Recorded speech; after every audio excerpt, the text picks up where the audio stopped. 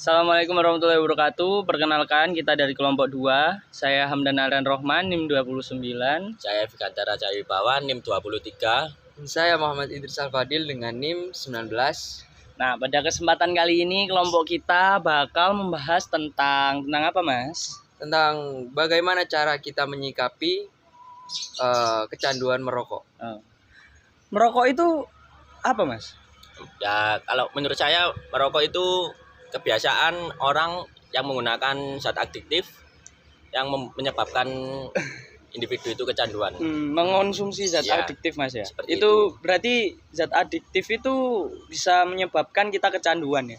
Ya, mungkin bisa jadi seperti itu. Kalau menurut Mas Ega atau Mas Idris nih ya, kalau misalnya kecanduan merokok itu awal mulanya itu dari mana? Kenapa kita kok bisa sampai kecanduan itu awalnya gimana gitu? Mungkin dari kebiasaan kita melihat orang-orang sekitar, seperti orang sekitar menghisap rokok, dengan kemauan kita tiba-tiba ingin merasakannya juga, seperti itu. Lalu menurut saya ya, kalau misalkan ya itu tadi salah satu faktor dari lingkungan maupun internal kita sendiri.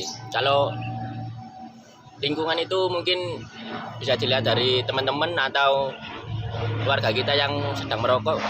Lalu untuk internal sendiri ya kita penasaran lah, ingin menyobanya sendiri sehingga tidak ada rasa penasaran lagi seperti itu.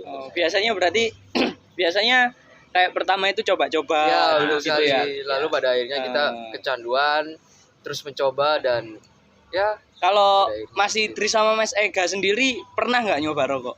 kalau Pernah. kalau saya sendiri saya pernah mencoba. Pernah. Karena saya awal mulanya mencoba karena rasa penasaran itu Penasaran. tadi, gimana rasanya rokok, gimana rasanya mencoba zat adiktif itu tadi. Karena pada dasarnya manusia rasa penasarannya itu kan sangat tinggi ya kan. Iya, betul. Kalau Mas Ega gimana, Mas? Ya kalau saya ya mungkin terpengaruh dari lingkungan ya. Oh, pernah berarti, Mas? Nanti sampai sekarang. Sekarang juga merokok. Iya, Gitu ya? sampai sekarang Oke. masih Oke. merokok. Iya. Ya seperti itu. Ya nggak apa-apa. Oke, kalau Mas Idris sekarang masih ngerokok nggak, Mas? Kalau saya sendiri enggak, Mas. Udah enggak. Nah, Udah gimana ini caranya Mas Idris ini kok bisa dari yang kemarin pernah ngerokok, pernah Tadi sempet perokok nyoba aktif perokok, ini, ya kan? Tapi sekarang udah enggak ngerokok, Kalau itu dari saya caranya sendiri gimana? itu kayak dari kemauan sendiri untuk berhenti. Dari awal kan niatnya cuman penasaran rasanya, cuman penasaran gimana sih rokok itu.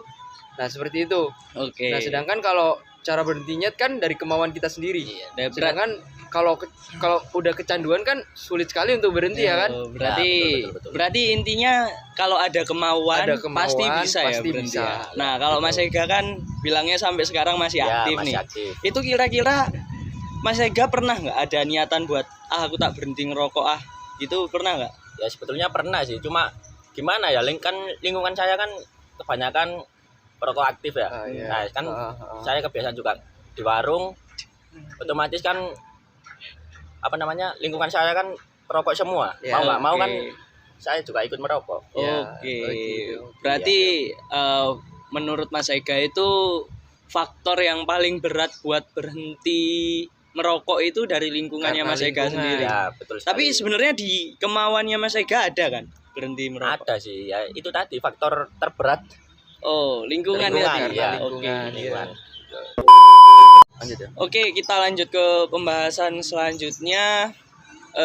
Kalau menurut Mas Ega sama Mas Idris itu kan sekarang banyak nih yang mungkin bisa adiknya Mas Idris atau mungkin ponakannya Mas Ega atau keluarga kita sendirilah. Banyak yang masih kecil, anak-anak kecil itu.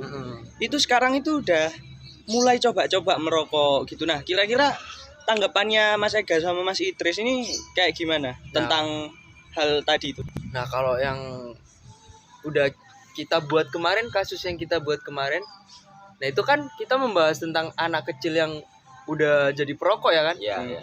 Nah, itu menurutku karena pengaruh dari keluarga, faktor terutama dari keluarga, Lingkungan sekitar lah ya. lingkungan sekitar. Lingkungan. Yang awalnya dia disuruh beli rokok, lalu dia balik-balik gitu ngasih rokok ke orang tuanya, ke yang perokok itu.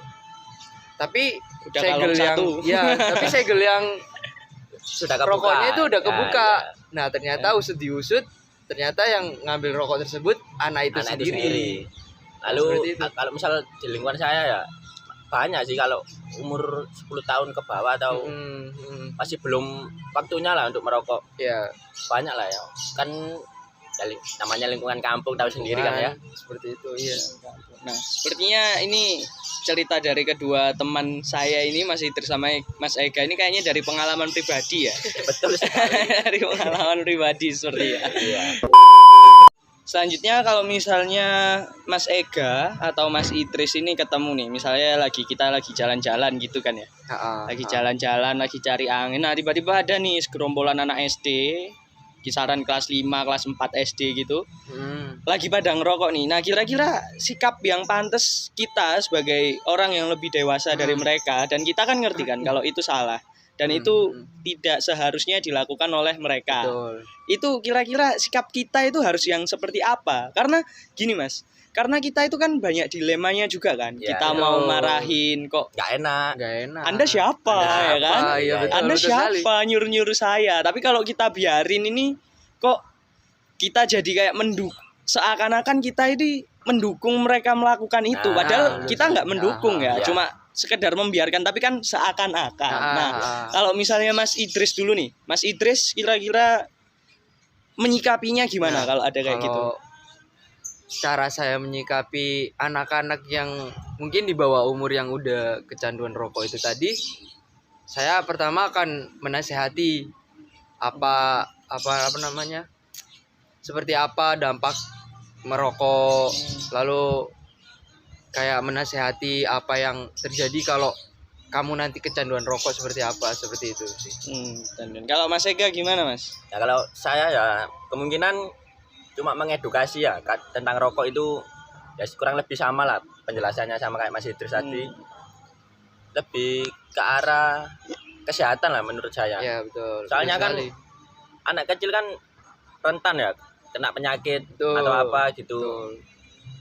Nah, berarti Mas Idris sama Mas Ega ini caranya itu lebih ke mengedukasi Nah, iya. segerombolan Betul. anak tersebut ya. Betul. Apa nggak ada rencana bikin efek jerah atau bikin shock terapi gitu biar mereka itu nggak mengulangi hal yang sama gitu?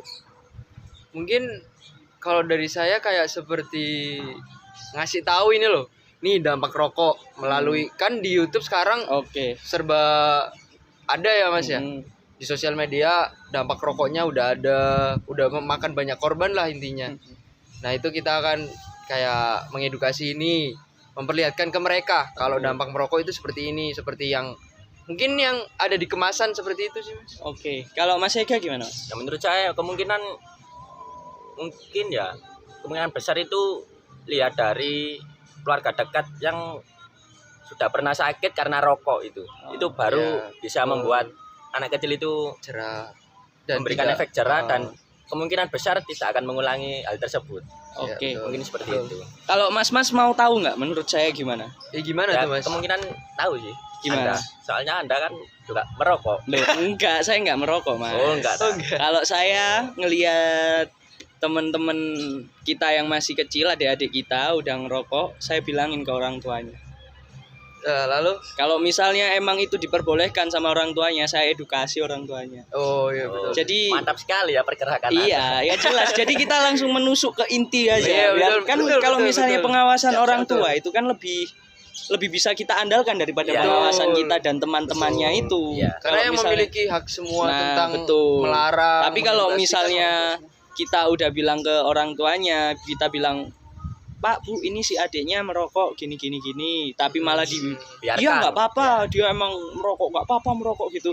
Kita harus edukasi orang tuanya. Betul, betul Kita kasih sekali. tahu, Ya, setuju adik ini sama masih saya. umur segini, nggak bisa diginiin Bu, Pak. Tuh. Ya, betul sekali. Oke. Mantap juga ya pendapat Anda. Iya, iya bener dong. Setuju, Iya, Kan setuju. itu namanya bergerak cepat. Satset. Iya, satset, Pak. Bahasanya seperti itu. Iya. Satset. Nah, sekarang saya mau nanya ke Mas-mas ini. Kalau misalnya tadi kan kita lihatnya segerombolan anak usia kisaran SD lah ya. Ya. Nah, sekarang gimana kalau mas-masnya itu lihat anak SMA udah mau 17 tahun tapi belum 17 tahun. Jadi hitungannya belum Remaja legal, awal ya, belum legal, remaja awal belum legal untuk merokok gitu. Misalnya kelas 2 SMA. 2 Ya. SMA. Mas Idris sama Mas Ega lagi jalan-jalan nih, terus ketemu kalian berdua lagi ke warung kopi gitu aja lah ya. Simpelnya. Kalian berdua lagi ke warung kopi, nah sebelah kalian ini ada anak SMA ngerokok. Kalian kita anggap aja kalian merokok juga ya. Kalian merokok juga, tapi kalian nggak punya korek.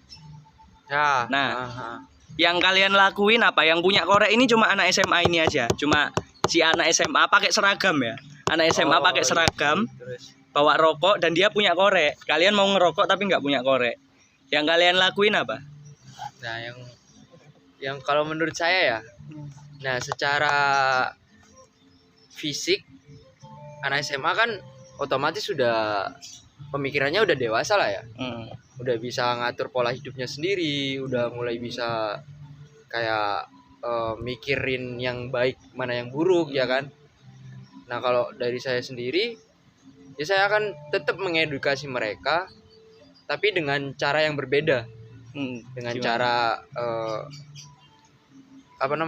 kayak mengatakan kalau rokok ini belum legal buat mereka, lalu dampaknya juga sangat berbahaya gitu kan. Lalu kalau udah SMA gitu harusnya bisa mikir lah ya, mana yang baik mana yang buruk gitu. Ya. Kalau menurut saya Terus Mas Idris bakal pinjam korek ke dia nggak? ya kalau paling pinjam Korek terus diambil biar dia gak rokokan. Berarti Mas Idris melakukan tindakan curantrek. Oke. Kriminal ya. Kriminal ya. Penjahat Oke, korek oke, oke. Nanti bisalah kita usut itu ya di jalur hukum aja. nggak gitu Oke. dong Pak. Mohon Oke. maaf. bisa Oke. diproses ini. Kalau Mas Ega gimana nih Mas Ega? Ya. Masih dengan pertanyaan yang sama. Berkaca di sekitar lingkungan saya, kemungkinan ya pengalaman saya lah ya, kan saya waktu SMA itu ya pernah lah nyambi kerja gitu kecil-kecilan, Sampingan. ya kerja sampingan lah untuk mengisi waktu luang kan selama 2 tahun nih pandemi kan ya. Iya. Nah itu saya nyambi kerja itu buat jajan atau beli rokok lah, sudah bisa beli rokok lah untuk anak SMA. Lalu untuk masalah yang pinjam korek itu menurut saya ya pinjam ke orang warung aja ya. Kan setiap Oke. warung kan pasti punya rokok iya, ya? Berarti pasti punya rokok, korek ya? punya korek juga. Nggak mungkin kan nyediain rokok aja kan nggak mungkin. Kenapa kok Mas Ega nggak mau minjem ke anak SMA itu tadi? Ya menurut saya gengsi mas. Gengsi. Oh, Iya mas, gengsi ya? kan di warung kan ada korek nyantol itu mas. Masa Gitu. pinjem gitu ya. di orang lain Mas? Gitu ya Mas. Anak warung banget ya Mas. Jawabannya warung nih mas. Jawaban dari kedua teman saya ini tadi emang cukup out of the box ya. Iya. Jadi ya udahlah, anggap aja itu jawaban mereka masing-masing. Ya mungkin sampai sini aja ya kayaknya bincang-bincang kita ya. Cukup Cukup sekian lah ya. ya. Cukup ya. Segini aja, Oke, iya. kita penutupan dulu. Saya Hamdan Aldan Rohman. Saya Bigantara di bawah. Saya Muhammad Idris Al-Fadil. Kami pamit undur diri. Wassalamualaikum warahmatullahi wabarakatuh. Bye bye.